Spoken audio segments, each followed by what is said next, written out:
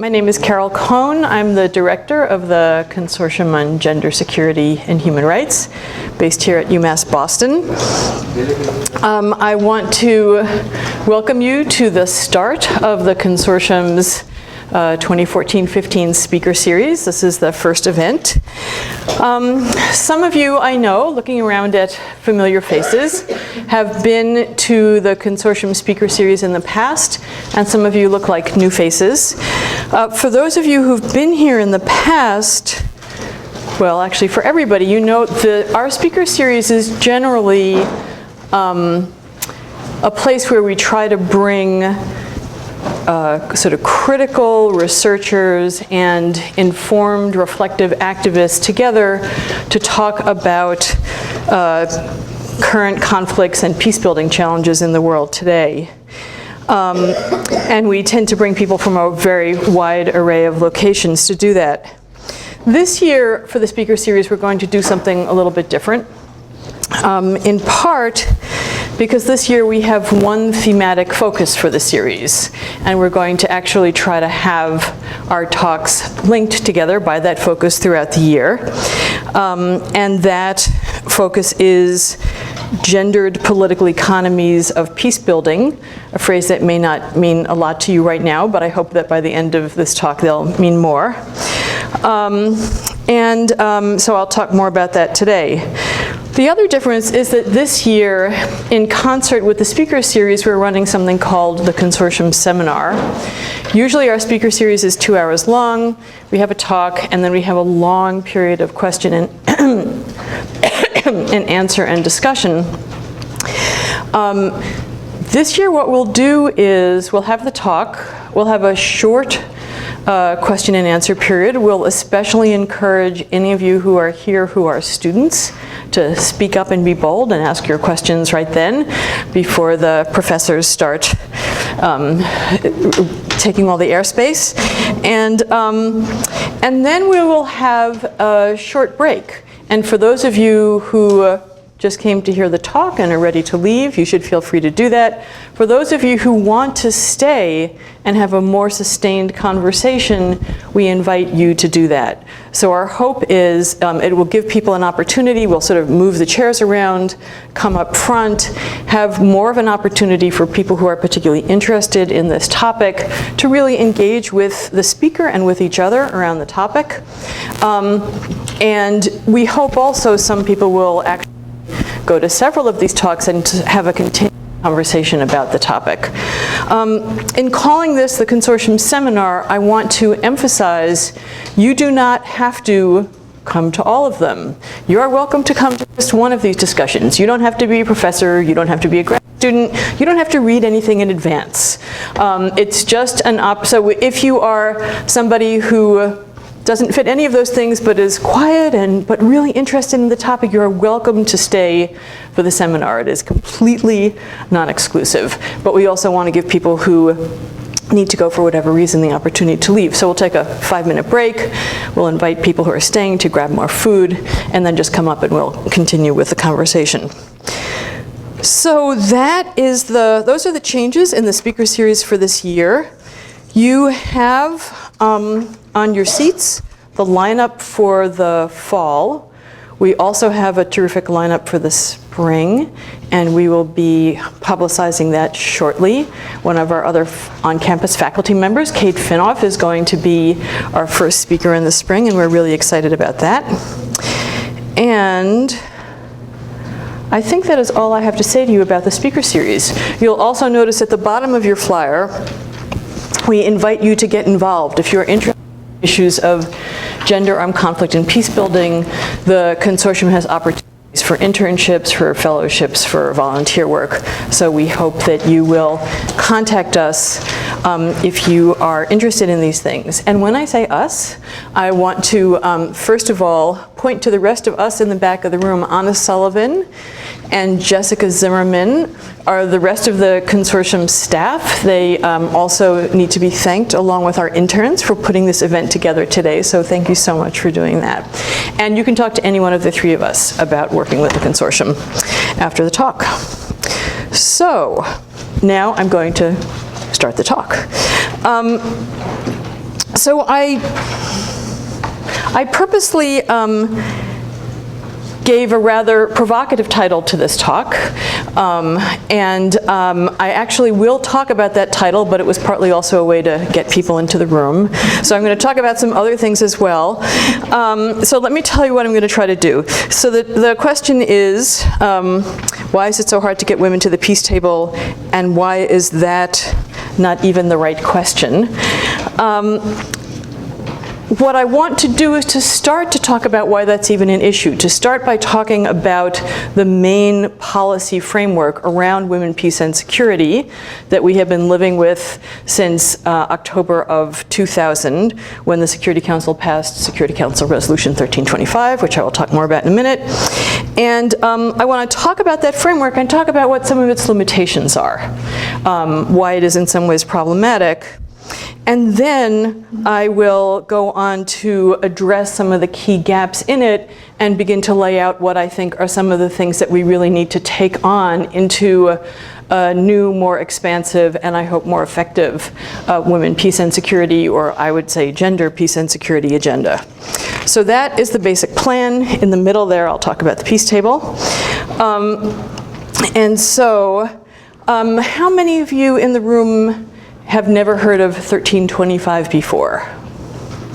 Okay, good. So the Security Council passed this resolution in the year 2000.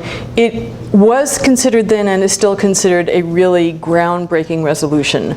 The reason is that it said that women and gender equality were central to the possibilities of building sustainable peace, and that women had the right to participate in peace negotiations, peace building activities, in UN processes around peace, and that this was essential, and that you basically couldn't build peace without this.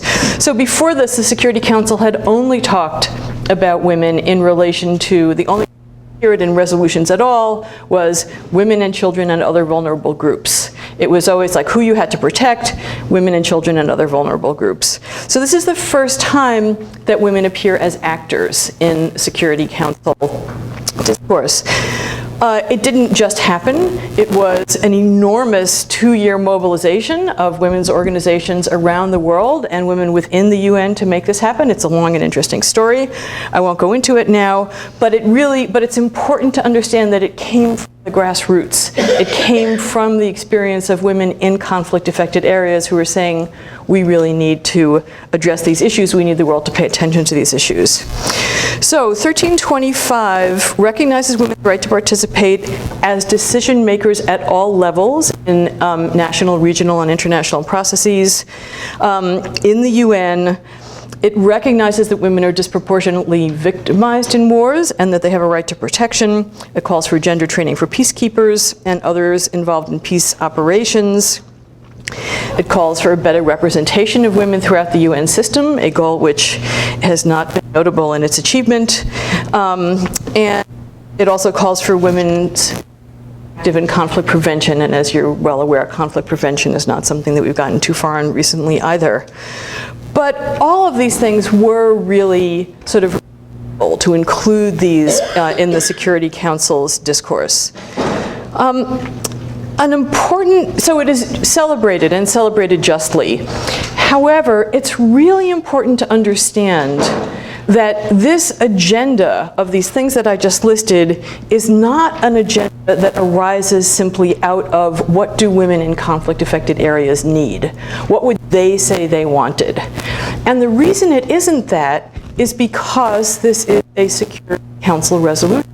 Be a Security Council resolution, you have to only include things that are within the Security Council's mandate. So there are lots of things about economic development or about corruption or even about democratization that are not part of, that's like other parts of the UN, human rights, health. All of these things are elsewhere in the UN. It has to be framed in security terms to be a Security Council resolution. So in part, if you imagine sort of what do women in conflict zones care about, you sort of first have this radical thing to what fits in the Security Council's mandate. After that, and the things that are out, things that are critical for women in conflict areas. For example, the right to own property, the right to own land, which will have an impact on whether or not they're going to survive the war and whether or not they're going to have any means of livelihood afterward. Corruption again, citizenship rights. Do you have your own citizenship papers? That has an effect on whether or not you can escape the country, right? Whether you can get asylum anywhere. Guns. The proliferation of small arms and light weapons. These are things that women talk about as being highly problematic, but the Security Council does not talk about disarmament, even though it is actually within its mandate. Can any of you guess why we're not big on curbing small arms and light weapon sales in the Security Council? Somebody knows. Biggest manufacturers Exactly, biggest arms dealers, permanent 5 members in the Security Council. So there are lots of things that did not get into the resolution. Nonetheless, it's the first time women appear as anything other than victims. Okay, so, but then what's happened is that in its implementation, it's gotten more and more narrowed. So of the whole range of issues, much more attention is paid to women as victims of sexual violence than is paid to women's right to political participation or getting more women into the UN. And sexual violence has really been the main focus. There's also been some focus on women's participation, mostly understood as a lot of leadership training for women, skills development. It's like how can, what do women need to know in order to function in these kinds of venues? Not so much on content. And one could ask why. Why has the sort of agency part of 1325, and there have been several successor resolutions since then, why has the agency part disappeared or been less visible and the sexual violence part more visible? And indeed, of the successor resolutions, most of them were focused on sexual violence, not on agency. There are people who would give cynical answers to that question, such as thinking about women as victims of sexual violence is finally more comfortable for the mostly men in the Security Council than thinking about actually having women as equal partners, as having some of the power that they have. There are other people who would say, sexual violence is really terrible and it really does appeal, it gets people on an emotional level and it's justified to pay so much attention to it. Not that that has resulted in a lot of action yet. But what I would stress about the sexual violence part of it is that it does focus on sexual violence, not other forms of violence that women's bodies experience during war, not gender-based violence that they experience during war, violence against because they are women, not sexual violence against men, which there is apparently a tremendous amount of in war, mostly undiscussed, not violence against women's households, their property, animals, cooking pots, things that make their lives and their families' lives possible and that are often purposely destroyed in war. And sort of protection of the full range of women's rights. So this focus on sexual violence is in some ways disturbingly narrow. Even so, you take this narrowing and then there's the question of what happens when it gets implemented. So people talk about there being a protection mandate in 1325, protect women and girls from war, and a participation mandate. Even the protection mandate, which is only not protecting against all those other forms of violence that I just enumerated, the response is, how do you do protection? The responses tend to be very militarized. And again, remembering that very often the sexual violence that women experience in war is at the hands of whom? Armed groups and state militaries, right? But it's a very militarized set of responses to it. So for example,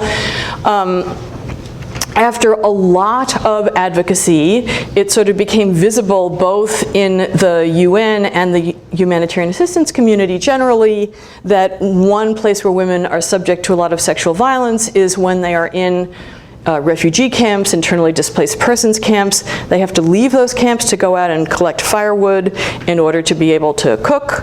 When they leave the camps to collect firewood, that's a time that they are vulnerable to attack, vulnerable to being raped. And so the UN's response to this in Darfur, again, after a lot of pressure, was to have those women with their, homemade axes and their little water ration and their donkey to carry the firewood. They have them line up to go out into the bush, or it's not really bush, but anyway, out, across into what sort of is something like forest.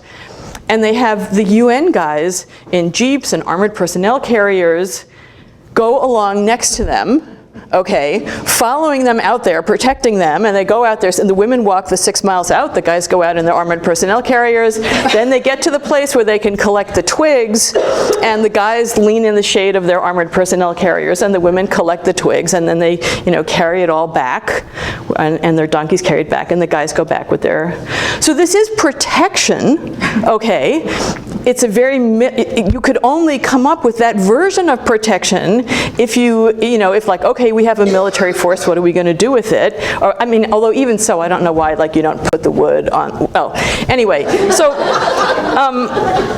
and it certainly isn't the version of, if you asked women what would make you safe in this circumstance, it probably wouldn't be, an armored personnel carrier following me as I walk out to collect firewood.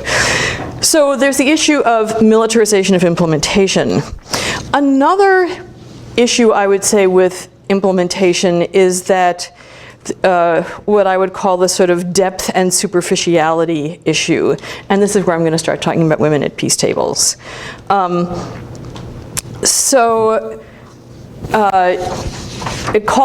resolution calls for women's participation. What does that mean? Does that mean like you take a woman and you put her at a peace table? Doesn't matter what woman, who is she representing, is she speaking? Like, what does women's participation really mean?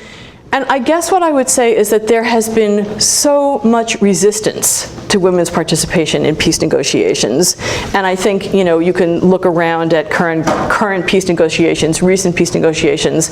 The numbers of women have been non-existent to tiny.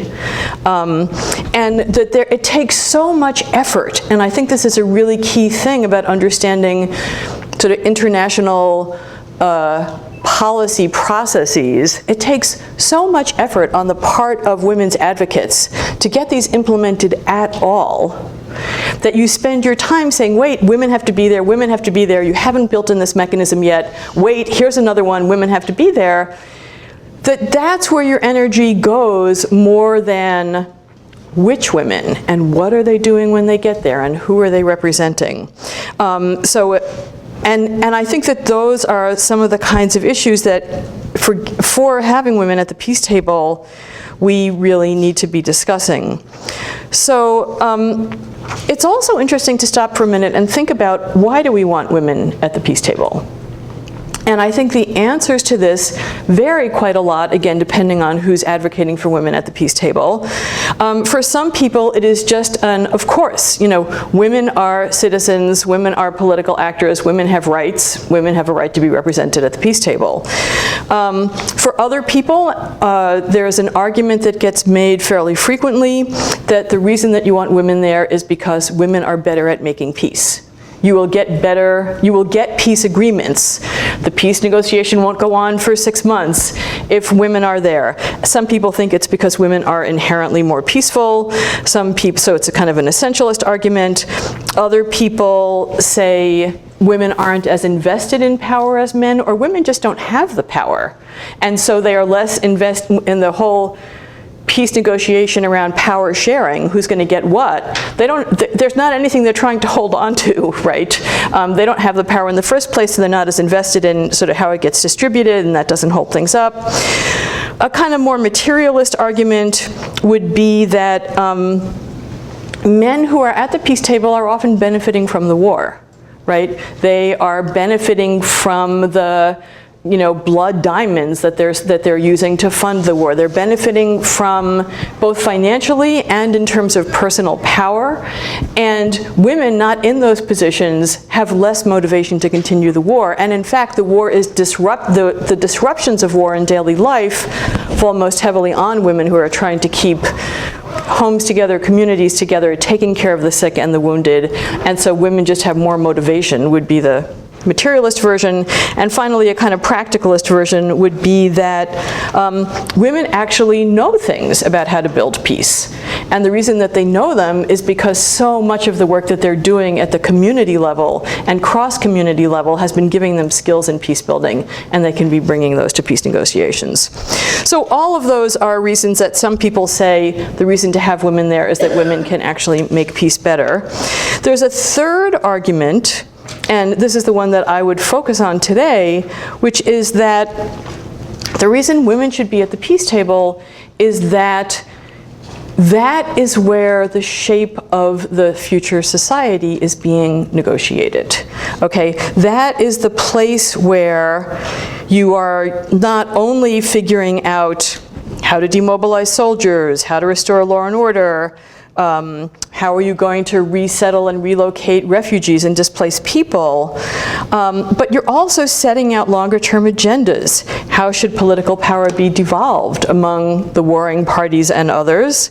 What kinds of constitutional changes are you going to create? What kinds of constitution is it going to be? What rights are going to be guarded within that constitution? What social, and how are you going to deal with the social, political, and economic inequalities that were often at the source of the war in the first place? Okay, how are you going to address that in your vision of the post-conflict society? So all of these things these don't come after the political settlement. This is part of that process. And so if you're not part of that process, the outlines of the future society are already laid out before you get to participate in post-conflict governance. And indeed, a really interesting thing when you talk to the sort of small numbers of women who have been part of peace processes is that they'll often say, when I got into this process, I was just like so sick of the men not coming to an agreement, and my whole point was to make an agreement, and that was what, it was number 2 of the options I gave you. That was what I really fought for. It was to get them to come to an agreement. I didn't pay any attention to women's rights. I didn't pay any attention to equality issues. I didn't pay any attention really to restructuring of the society, and now I really regret it.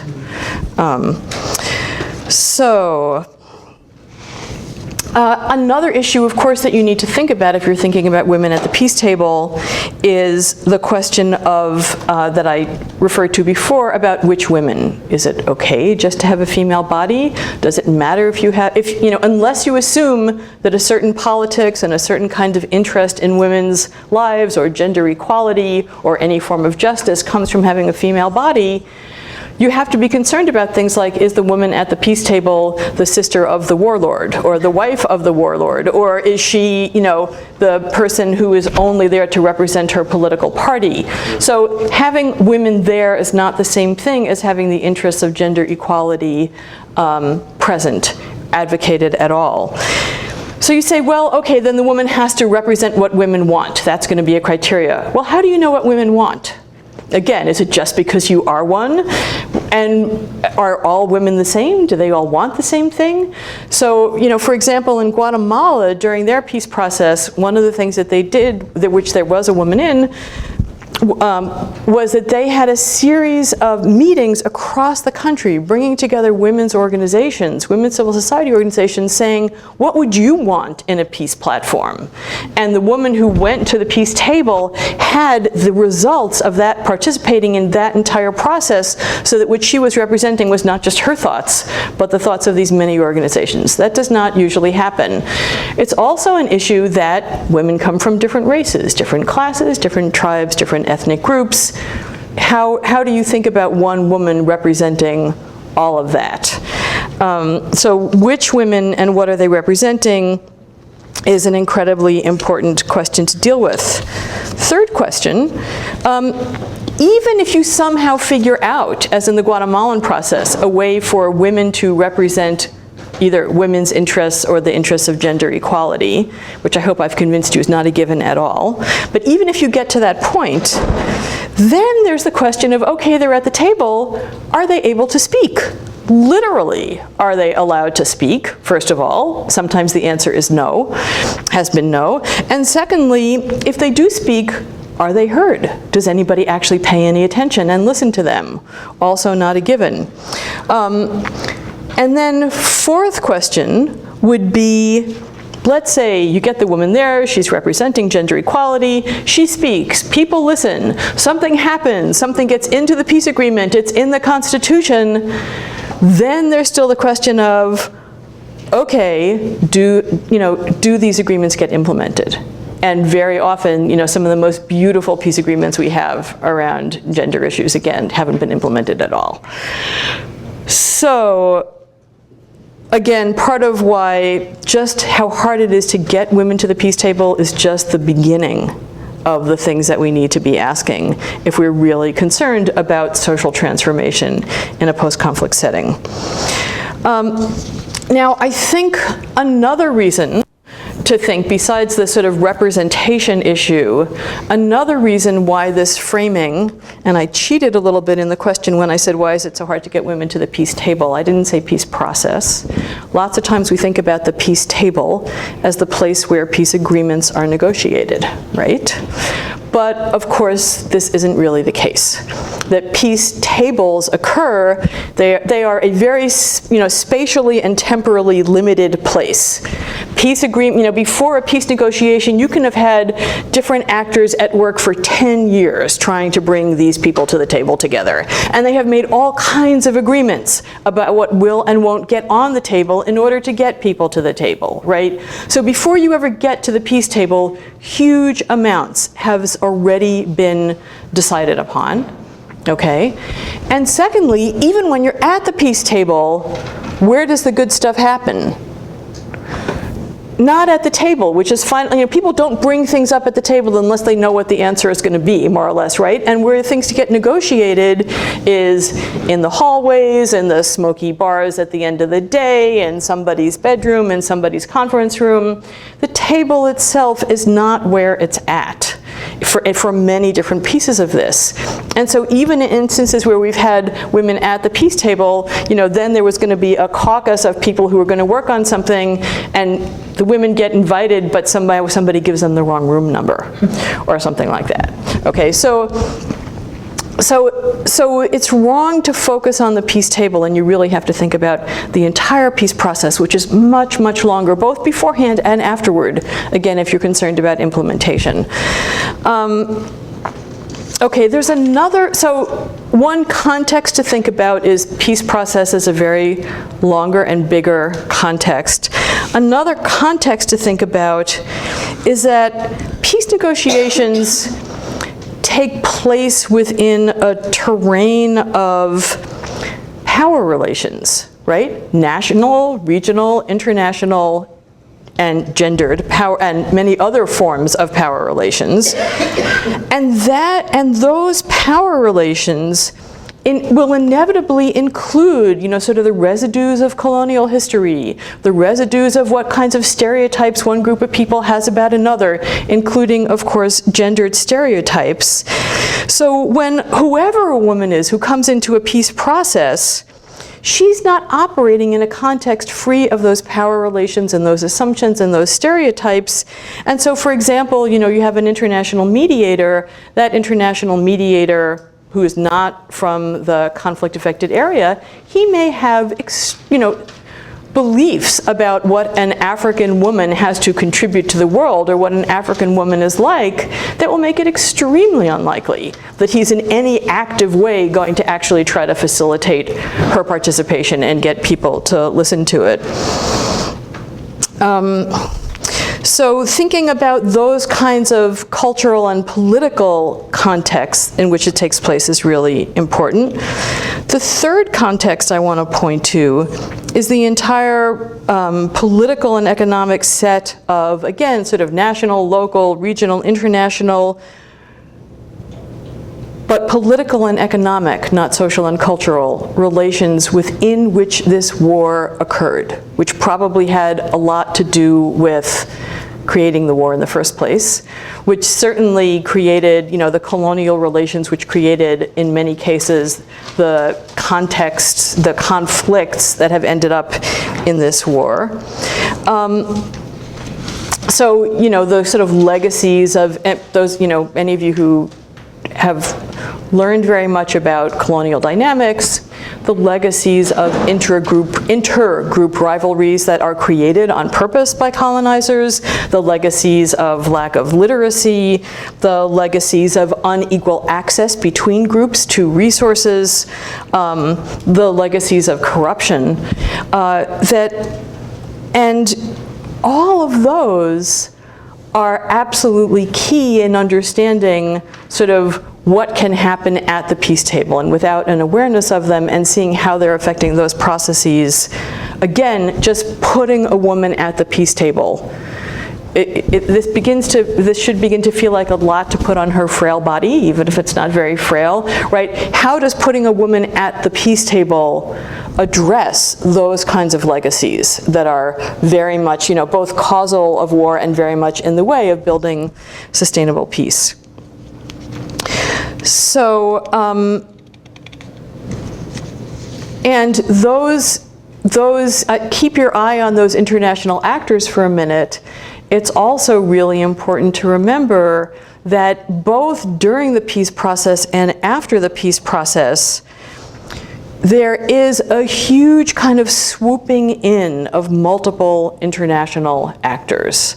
Okay, I think it's easy when we think about, a peace agreement and how does a country rebuild, you think about, okay, how are all those, what was their internal conflict and how do these parties resolve that conflict and how do you get justice and how do you get reparations? But you're sort of thinking about the people who are immediately in that country, in that conflict. But in fact, you have all of these other interested parties at that point, and they will include some of the very same parties who, for example, might be interested colonizers now have other agendas about democratization or about access to oil or about access to precious minerals or all kinds of things where people, they have an investment in stability, right? And stability, not having this place blow up again because then we can't get the things that we want out of it, or we might be drawn into a conflict again, and and we don't want to do that. So they have an investment in stability, and what creates stability is often not necessarily the most democratic forms of governance, actually, or certainly not the most participatory forms of governance. So you have those kinds of actors. You have international financial institutions who are, there to give the loans that are going to help rebuild, but of course those loans have to make sense economically, and they have particular sets of ideas about what that means. You have multinational corporations who are saying, oh, thank goodness, it is finally safe enough that we can go in there and harvest all that timber, or explore for natural gas, or all of the kinds of, international interests that they have. You have, as with Detroit, you have companies that want to come in and make money off of people having safe water to drink, right? And if you also have international financial institutions really pushing you toward privatization or pushing you toward shrinking the social welfare parts of the state or that kind of thing, you are more and more subject to privatization of more and more resources. I'm leaving out some. You have well-meaning development assistance development assistance agencies of well-meaning states who are coming in there to help rebuild, and they have particular ideas about what is effective development assistance. You have NGOs, right? All of the development NGOs, all the humanitarian assistance NGOs, they also have models of what it is that's important to do and how to do it. So, if nothing else, I'd like you to leave here with this sense of the incredible multiplicity of players from outside the country who are shaping what the post-conflict country looks like and the social, political, economic relations within it. So what does that have to do with what we're going to try to do this year at the consortium? Well,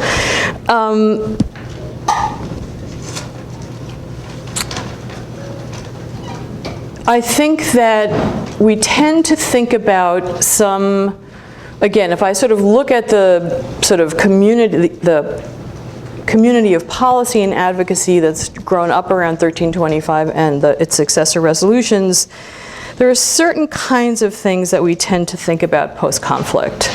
One of them is indeed sexual violence, which, as I hope many of you know, often increases post-conflict. One of them is demobilization of the fighters. What do you do with all these people who have had no means of livelihood, no way to get what they want and need without violence? And, oh, wait, is that related to the increase in sexual violence that we just discussed? But also, if you demobilize them and then they don't have anything else to do, what do you expect is going to happen? We talk about issues of justice, right? Transitional justice. We talk about reparations. We talk about trying to rebuild shattered economies. All of those and more, I think the thing to keep in mind is that it's almost, no matter what agenda you come up with from within the country about what your highest priorities are around those things, there are, again, these many forces that are part of being, politically and economically part of a global system that are going to be affecting what day-to-day life is like and what the possibilities are for reconstruction, even at the most local level. And it is those kinds of forces that, again, if you get a woman to the peace table and you give her leadership training, how is that going to equip her to say, oh, wait a minute, I need to think about which of the different corporations that are interested in these mineral rights, which of those should we think about actually being here? And what are the important things to negotiate with them if they're coming, right?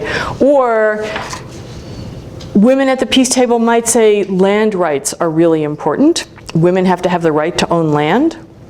And again, if you actually get it in the Constitution and get it implemented, they also need to know that if there is going to be, have you heard the term land grabbing?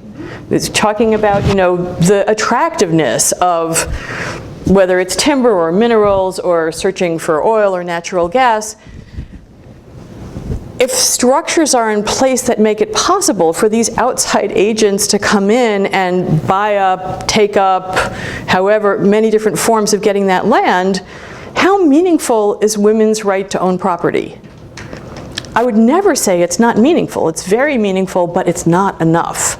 And so really what we need is, the way we talk about it is, yes, women need to be at the table, but the question is also, what are they going to put on the table?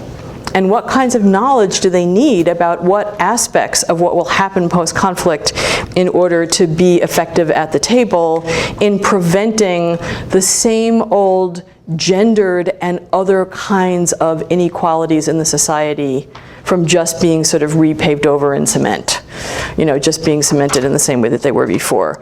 So I'm just going to refer to a few things, some of which we're going to be hearing about more through the semester, but to give you a little bit more concrete idea of what I mean. In just a moment, come on.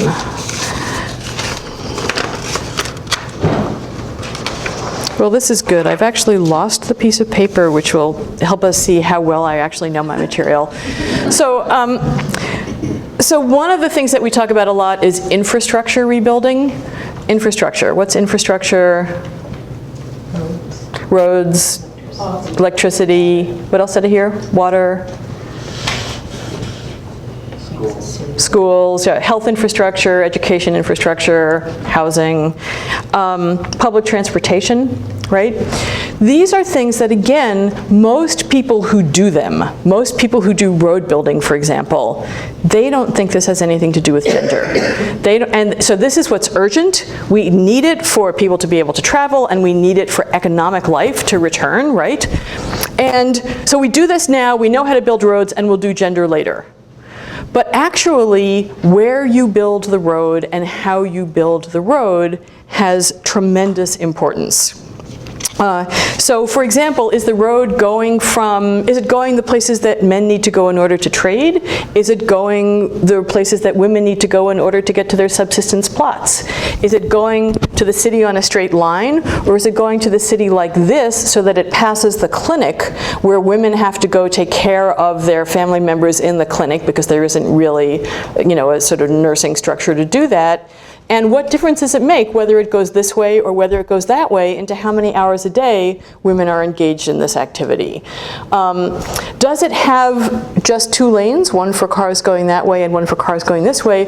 Does it have a 3rd lane for pedestrians and bicycles? Because women are much more likely to be using these things on foot and men more in the vehicles. So all of these things which appear ungendered are actually enormously gendered. So road building is one of them.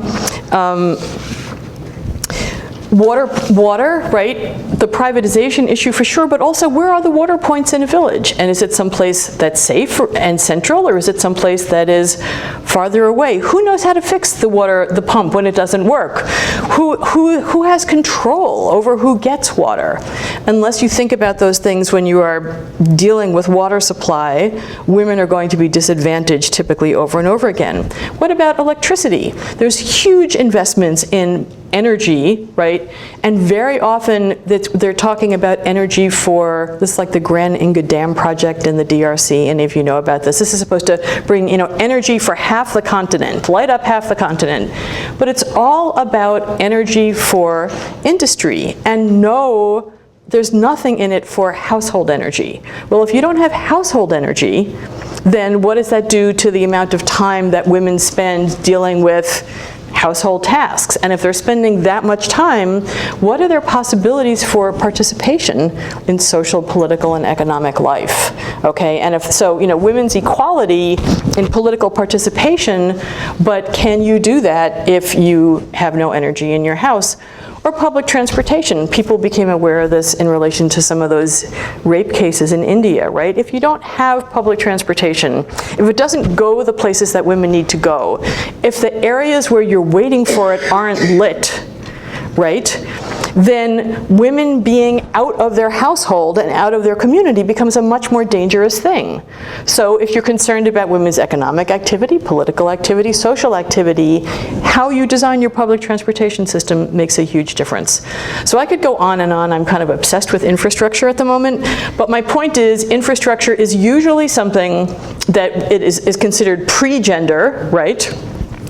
And by the time the infrastructure is put into place, gender inequalities are concretized in ways that you cannot overcome later. In addition to infrastructure, what other kinds of things do we think about? Livelihoods, which we are going to have one speaker come talk about. And again, let me just go back to our friends with the armored personnel carriers out in Darfur. When the Red Cross said, this is an example from another consortium friend, Nadine Preshkabal, who worked with the International Red Cross. When they finally said, okay, actually that's not the best way to do it, we should bring firewood into the refugee camp. Good, okay, so then the women don't actually have to go out to get it. And then, it wasn't firewood, it's more fuel efficient stoves. Okay, bring those in, and that way they won't have to go out so often to get firewood. And what happened when they did that? They were shocked to find that the women kept on going out to collect firewood. Why did they do that? It was the only income generating option that they had, right? So it was dangerous, but that was the only, because then they could, collect some and sell it to somebody else. So if you're not dealing with the economic dimension, the livelihoods dimension, you can't really be effective in thinking about women's physical security and safety, never mind economic security. Other things, climate change, environmental policy, urban planning, budgeting, public expenditures, as Kate will talk to us about later.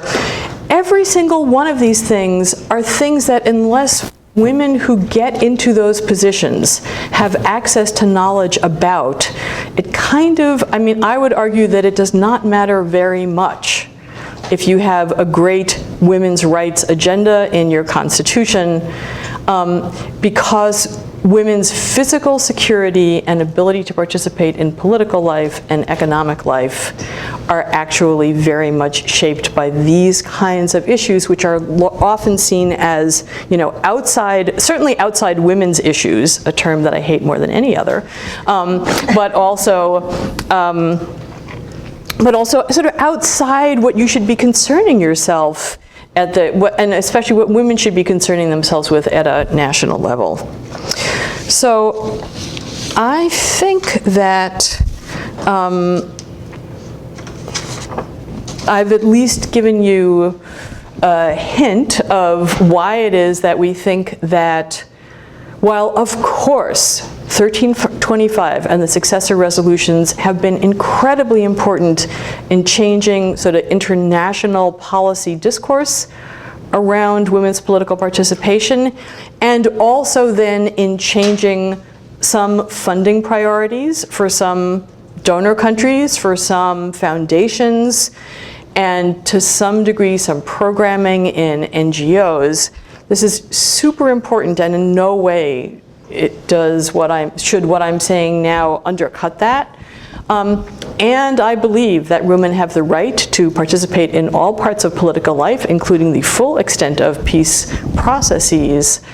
I also think that it's this feminist, gendered, political, economic analysis of the broader, both the broader context of what is going on in a peace process and at the end of it, as well as just at the nitty-gritty, you know, refugee camp level, that without that, without really paying attention to those questions, without gathering that knowledge, and without finding ways to make sure that it is accessible to everyone from, you know, women in parliaments, women in ministries, to the, you know, Norwegian development assistance or foreign affairs ministry that's trying to decide what they're going to fund in a post-conflict setting.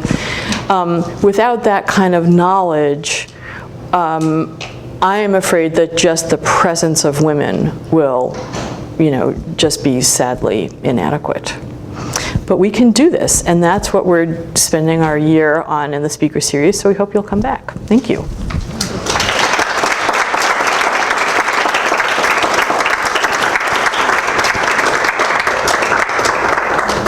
Okay, so here's the part where we say, especially students, if you have something you'd like to say or a question you have, please, we're going to create a little space to make sure you have that. And then we'll do this for a few minutes, and then I'll say thank you so much. Those of you who want and need to leave are welcome to, and those of you who want to stay and talk more are welcome to also. And Anna's got a microphone.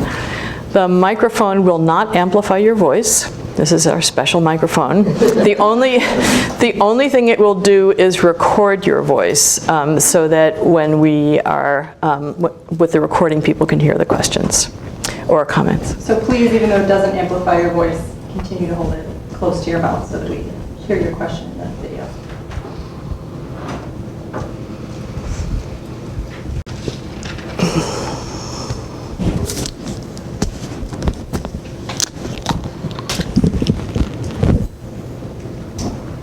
And I'll see how much of the bottle I can drink before anybody says anything.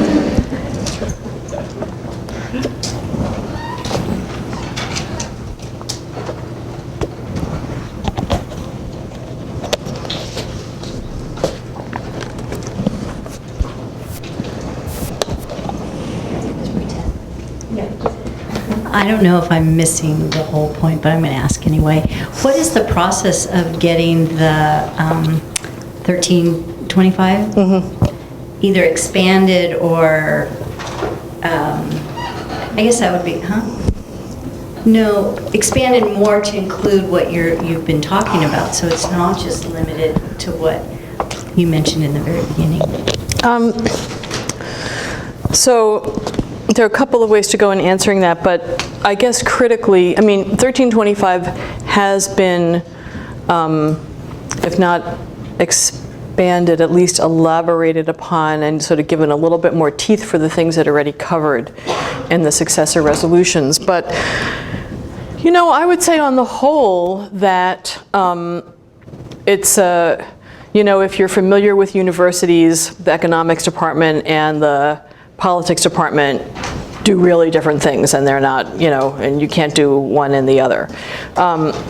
And it's certainly, you know, that kind of segmenting and siloing and what is each part of the UN's mandate, and, you know, how is it that they don't do what's considered somebody else's mandate. Now, that's a big issue. And in fact, in the Security Council, there has been over the last, I guess it's almost 20 years now, a creeping expansion of what they recognize as part of their mandate. So protection of civilians, for example, used to not be part of what the Security Council thought was in their mandate, and now they think it is.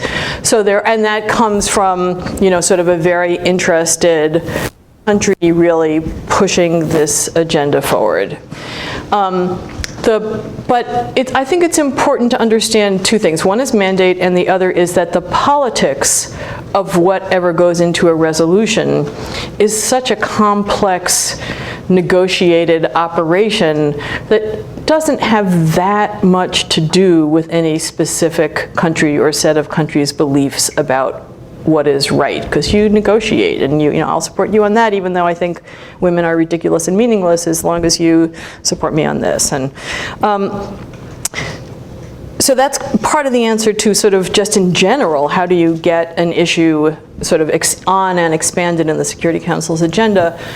But my thought is that it would be more important at this point. It's not, you know, the Security Council, well, the situation that we're in is that once 1325 came into being, although it was a Security Council resolution, it became the agenda for a much, much wider range of players, right? Much wider range of actors, national governments, civil society organizations, you know, again, development ministries, foreign ministries. It doesn't have to be their agenda. It is, you know, it's a powerful rhetorical formulation, a norm-setting formulation that then becomes easy for these, or not easy, but it becomes available for activists to push their defense ministry to pay attention to, or to push their foreign ministry to pay attention to. But in fact, I think we can develop a more expansive agenda without the Security Council putting it into a resolution. And I think that the kinds of actors who we need to convince can be convinced without it being in a Security Council resolution.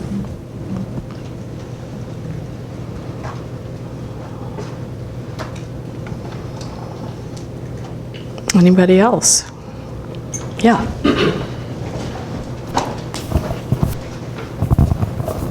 So the story that you mentioned about the women in that camp, you know, following the wartime during that time, going out for firewood and receiving protection while they did that, brought up. I was thinking about the notion of protection versus interference, in the sense that, you know, from like an anthropological standpoint, where, you know, Red Cross or you know, the UN would attempt to protect these women while they're going out. And then you mentioned, oh, why don't they just pile the sticks on the trucks and help carry them back? And I think it's just really important that story emphasizes the importance of implementing like an ethnographic, anthropological approach and asking these people beforehand, you know, how what their concerns are, and what their proposed solution could be, instead of trying these things out, sending out the armored convoy with these women, as and then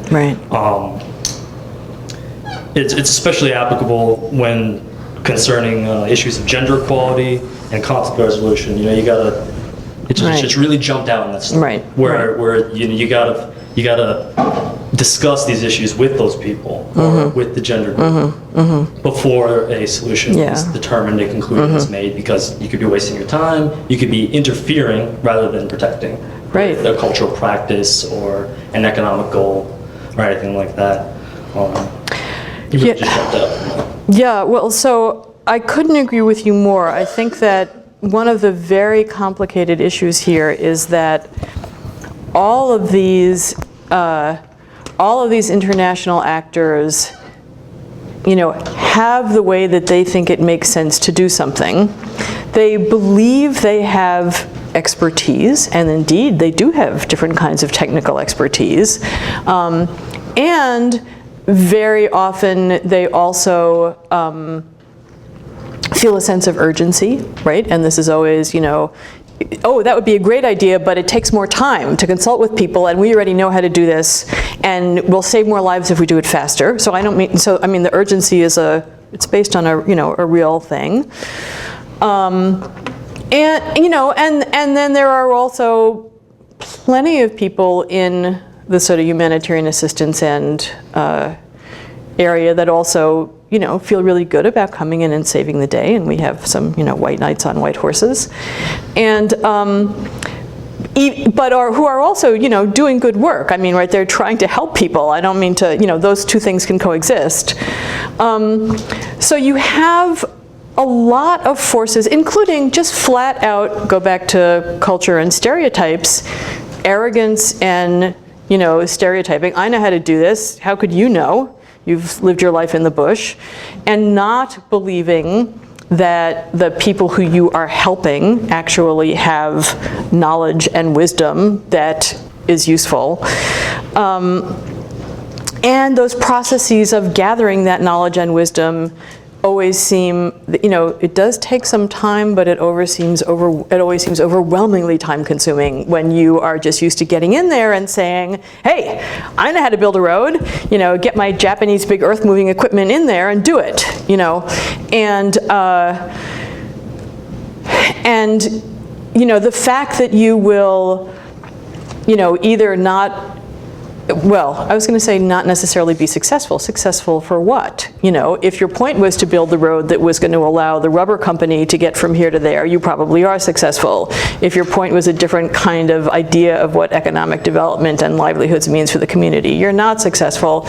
There's lots and lots and lots of stories of also unintended consequences when you do these kinds of things without, it's not just consulting the community, like, women from an NGO can come in one day at, 3 o'clock to talk to us for 15 minutes, but it's actually how do you work with communities who have their own understandings of their lives that's actually far better than yours.